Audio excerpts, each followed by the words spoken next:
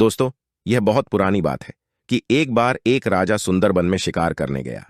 वहां सुंदरबन के पास उसने एक बारहसिंगे को देखा तो वह उसके पीछे भाग लिया और कई मील तक उसका पीछा किया, पर वह जंगल में चला गया और गायब हो गया। राजा अपनी इस बदकिस्मती पर बहुत दुखी हुआ और अपनी महल की तरफ लौट पड़ा। जब वह अपने महल की तरफ लौट रहा था तो उसने सड़क के किनारे लगी एक मकान से किसी के रोने की आवाज सुनी। उसने उसके अंदर झांका कि वहां कौन है, तो उसने देखा कि वहां 17 साल की एक बहुत सुंदर लड़की थी। उसको देखकर वह उसे देखता ही रह गया। उसने उससे नम्रता से पूछा, तुम कौन हो और यहां क्या कर रही हो? वह बोली, मैं चीन के एक राजा की बेटी हूं। मेरे पिता एक लड़ाई में बंदी बना लिए गए हैं और मैं अपने पिता के दुश्मन की बंदी बनाए जाने के डर से वहां से भाग निकली हूं। मैं पहले एक जगह गई जहां मैं डूब जाना चाहती थी, पर गांव वालों को मेरे इरादों का पता चल गया। उन्होंने आकर मुझे बचा लिया। उसके बाद मैं यहां चली आई। आपने मेरी कहानी तो सुन ली, अब आप अपनी बताइए। राजा बोला, ओ सुंदरी, मैं इस देश का राजा हूं और शिकार करने निकला हूं। यह मेरी खुशकिस्मती है कि मैंने तुम्हें देख लिया, वरन तुम यहां पता नहीं कब तक अकेली पड़ी रहती। ये सुनकर वह लड़की रो पड़ी। राजा ने फिर पूछा, सुंदरी, तुम क्यों रोती हो? लड़की बोली, मैं अपने माता पिता और देश के लिए रोती हूं। मैं अपने लिए भी रोती हूं। मैं यहां क्या करूंगी? मेरा यहां कोई घर नहीं है, मेरा यहां कोई दोस्त नहीं है। बिना घर और दोस्त के मैं कैसे रहूंगी? राजा बोला, तुम रो नहीं, आगे से मैं तुम्हारी देखभाल करूंगा। आओ मेरे साथ मेरे महल चलो, अब से तुम वहीं रहना। लड़की बोली, हाँ, मैं आपके साथ खुशी खुशी चलूंगी। आप मुझे अगर अपनी पत्नी बनाएंगे तो मैं आपसे शादी भी कर लूंगी। मैं आपको किसी भी चीज के लिए मना नहीं कर सकती। राजा बोला, तो चलो प्रिय, तब तुम मेरे साथ चलो। महल पहुंचकर उन दोनों की शादी हो गई। राजा अपनी इस चीन वाली पत्नी को धीरे धीरे और प्यार करने लगा।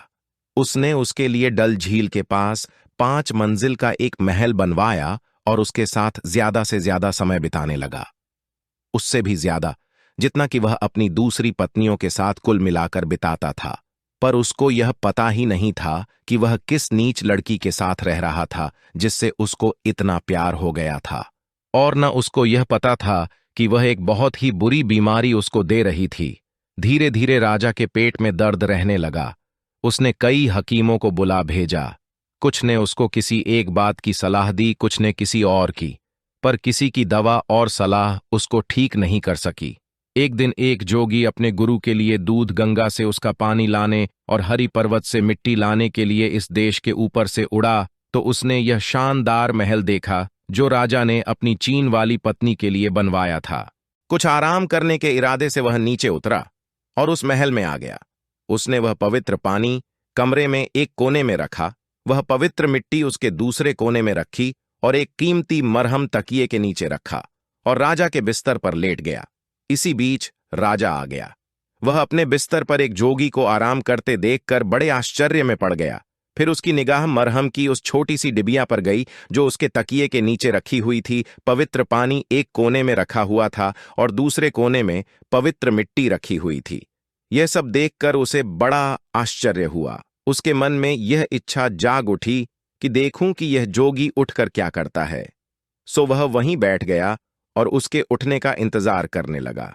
उसको जोगी के उठने का बहुत देर तक इंतजार नहीं करना पड़ा, पर जब जोगी उठा तो वह तो यह देखकर भौंचक्का रह गया कि न तो वहां वह पवित्र पानी था, न पवित्र मिट्टी थी और न ही कीमती मरहम की डिबिया थी। असल में राजा ने उनको ले लिया था। जोगी को जागा हुआ देखकर राजा बोला, ओ जोगी, तुम डरो नहीं, मैंने वे सब चीजें संभाल कर रख दी हैं। अब तुम मुझे ये बताओ कि तुम यहां कैसे और क्यों आए, फिर मैं तुम्हें वे दे दूंगा।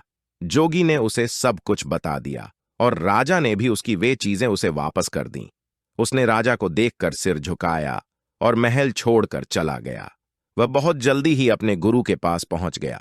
गुरु ने उसके देरी से आने की वजह पूछी तो उसने उनको अपने देरी से आने की वजह बता दी। उसने उनको यह भी बताया कि कैसे वह राजा के बिस्तर में सोता पाया गया और राजा ने उससे कैसे बातचीत की। गुरु ने जब यह सुना तो बोला, वह अच्छा आदमी था। मैं उसका आभारी हूं कि उसने तुम्हें तुम्हारा कीमती मरहम और दूसरी चीजें वापस कर दी। चलो, मुझे तुम उसके पास ले चलो। फिर से वे दोनों उस देश के ऊपर उड़े और राजा के पास पहुंचे। जोगी ने राजा से कहा कि उसके गुरु उससे मिलने के लिए और उसे धन्यवाद देने के लिए आए हैं। वह आपके बहुत आभारी है कि आपने मुझे उनकी चीजें वापस कर दी। तब गुरु ने कहा, हाँ, मैं आपको धन्यवाद देने के लिए आया हूं। आप अपनी खुशी से मुझसे कोई भी चीजें मांग लें, मैं आपको वह दे दूंगा। राजा उनके सामने झुकते हुए बोला, ओ ऋषि, मुझे एक रोग लग गया है। मेरा पेट बहुत दर्द करता है। सारे हकीमों की कोई जानकारी उसको ठीक नहीं कर सकी। अगर आप उसको ठीक कर दें तो मैं आपका बहुत आभारी रहूंगा। ऋषि ने उसकी तरफ देखते हुए कहा, ठीक है, आप मुझे अपना पेट दिखाइए। कुछ देखकर उसने राजा से पूछा, क्या आपने अभी अभी कोई नई शादी की है? हाँ, कहकर राजा ने उसको अपनी चीनी पत्नी से मिलने के हालात और फिर उससे शादी की बात पूरी तरीके से बता दी। ऋषि बोला, मुझे इसी का शक था। अगर आप बिना दवा के 40 दिन और रहते तो आप मर जाते, पर अब आप सुरक्षित हैं। मैं आपको ठीक कर सकता हूं। जो मैं कहता हूं आप वही करें तो आपको डरने की कोई जरूरत नहीं है। आप आज की शाम अपने रसोइये को अपनी पत्नी के खाने में ज्यादा नमक डालने के लिए कहिए और फिर उस कमरे में जहां वह सोती है वहां यह पक्का कर लीजिए कि पीने के लिए पानी न हो। आप खुद भी सारी रात जागते रहिए और सुबह होने पर मुझे बताइए कि क्या हुआ। आप डरना नहीं, आपका कोई नुकसान नहीं होगा। इतना कहकर ऋषि और उसका चेला दोनों चले गए। राजा ने ऋषि का कहना माना।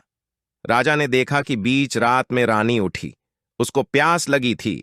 उसने पहले अपने कमरे में पानी खोजा, पर पानी न मिलने पर पहले उसने देखा कि उसका पति सोया हुआ है या नहीं। फिर उसने एक सौंपिन का वेश रखा और बाहर चली गई। वह झील पर पानी पीने के लिए गई। वहां जाकर उसने पानी पिया और पानी पीकर अपने कमरे में वापस आकर फिर एक स्त्री का रूप रखा और अपने बिस्तर पर सो गई। राजा ने यह सब देखा और ऋषि को बताया तो ऋषि बोला, राजा साहब, यह स्त्री नहीं है बल्कि एक वीहा है। अब आप मेरी बात सुने। अगर किसी सांप पर 100 साल तक किसी आदमी की नजर नहीं पड़ ढाती तो उसके सिर पर एक ताज बन जाता है और वह शाहमार बन जाता है। और अगर उसके अगले 100 साल तक भी उस पर किसी आदमी की नजर नहीं पड़ती तो वह अजगर बन जाता है। और अगर 300 साल तक उस पर किसी आदमी की नजर नहीं पड़े तो वह वीहा बन जाता है। वीहा अपने आप को कितना भी लंबा कर सकता है। उसके पास बहुत ताकत होती है और वह अपनी शक्ल भी बदल सकता है। उसको स्त्री की शक्ल लेना बहुत अच्छा लगता है ताकि वह आदमियों के साथ रह सके। राजन, आपकी पत्नी वही है। राजा एकदम से चिल्ला पड़ा। उफ, काश मुझे यह पहले से मालूम होता। पर इस भयानक जीव से बचने का कोई उपाय है? ऋषि बोला, हां जरूर है, पर आपको थोड़ा सब्र करना होगा। आप अपनी पत्नी के पास वैसे ही जाते रहिए जैसे अब तक जाते रहे हैं, क्योंकि अगर उसको शक हो गया तो वह आपको मार देगी। उसकी एक सांस से ही सारा देश नष्ट हो जाएगा। इस बीच आप लाख का एक घर बनवाइए और उस पर सफेद रंग की कलई पुतवा दीजिए ताकि उसकी लाख दिखाई न दे। उसमें 4 कमरे होने चाहिए, एक बैठने का कमरा, एक खाने का कमरा, एक सोने का कमरा और एक नहाने का कमरा। खाने के कमरे में एक कोने में एक बड़ा ओवन होना चाहिए जो ढका हुआ हो। जब यह सब कुछ तैयार हो जाए तो आप बहाना करें कि आप बीमार हैं। आप हकीम से कहलवाएं कि राजा को 40 दिन अकेले रहना है। उससे यह कहलवा कर आप उस लाख के मकान में चले जाए। उसमें उस चिन्नी स्त्री के अलावा और कोई नहीं आएगा। जब यह सब तैयार हो गया तो वह चीनी स्त्री तो बहुत खुश हुई, क्योंकि अब राजा कम से कम 40 दिन के लिए केवल उसी का था। अब वह उसकी बीमारी में जो चाहे कर सकती थी। ऐसा कुछ दिन तक चला। उसके बाद ऋषि राजा से बात करने के लिए फिर वहां आया और राजा से कहा कि एक दिन वह खाने के कमरे का ओवन जलाकर रखे और अपनी पत्नी से एक खास रोटी बनाने के लिए कहे। जब वह यह देखने में लगी हो कि वह रोटी कैसी पक रही है तो वह उसको भट्टी में धक्का दे दे और जितनी जल्दी हो सके उस ओवन का दरवाजा बंद कर दे ताकि कहीं ऐसा न हो कि वह बाहर निकल आए और सारे देश को ही नष्ट कर दे। राजा ने ऐसा ही किया। जब यह सब हो गया तो गर्मी बढ़ने के लिए उसने घर में भी आग लगा दी। ऋषि ने जब यह सुना कि राजा ने क्या किया तो वह बोला, यह आपने बहुत अच्छा किया। अब आप अपने महल जाइए और वहां 2 दिन तक इंतजार कीजिए। तीसरे दिन आप मेरे पास आइए तो मैं आपको एक आश्चर्यजनक चीज दिखाऊंगा। तीसरे दिन ऋषि राजा को साथ लेकर उस जगह गया जहां वह लाख का घर खड़ा था, पर वहां तो राख के सिवा और कुछ नहीं था। ऋषि बोला, राजा साहब ध्यान से देखिए, आपको यहां एक पत्थर दिखाई देगा। राजा ने ध्यान से देखा तो उसको वह पत्थर मिल गया। वह बोला, हाँ, यह रहा पत्थर। ऋषि ने पूछा, यह तो ठीक है, पर आप क्या लेना चाहेंगे, पत्थर या राख? राजा बोला, पत्थर। ऋषि बोला, ठीक, आप पत्थर ले लीजिए, मैं राख ले लेता हूं। कहकर उसने वह सारी राख समेटी, उसे अपने कपड़े में बांधा और अपने चेले के साथ गायब हो गया। उसके बाद राजा अपने महल को चला आया। उस दिन के बाद से राजा ठीक हो गया। वह पत्थर जो उसने चुना था, बाद में वह संगी पारस साबित हुआ, जिसके छूने से कोई भी धातु सोना बन जाती है। पर उस राख में क्या गुण था, यह राजा को कभी पता नहीं चला, क्योंकि वह फिर कभी उस ऋषि और जोगी से मिला ही नहीं।